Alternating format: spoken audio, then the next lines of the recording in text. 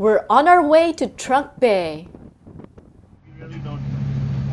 Yeah, that's Caneel Bay. That was once owned by Lawrence. At Caneel Bay, the world-famous resort has been shut down for the season, with an uncertain future ahead.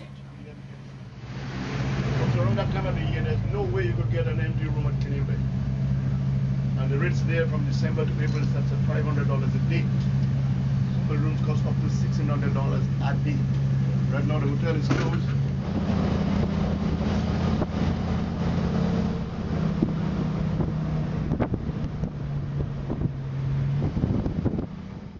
After weathering back-to-back hurricanes, the hillsides of St. John may have some spotty brown spots where trees and branches were torn apart. But there was also a lot of greenery and new growth.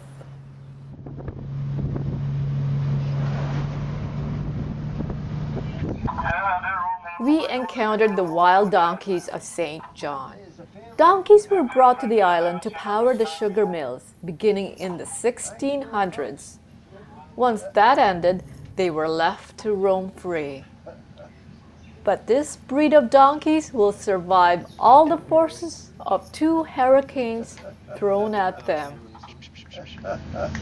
People's need to feed. Folks, I'll repeat, if you want to take one of these guys home, it's free, no charge. Where's the food? Where's the food?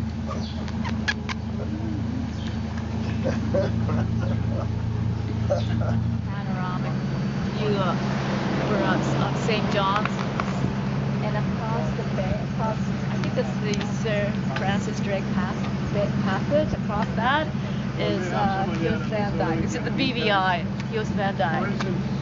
15 years ago, we sailed the Bahati across that passage on our way to Hills Van Dyke. Can you imagine that?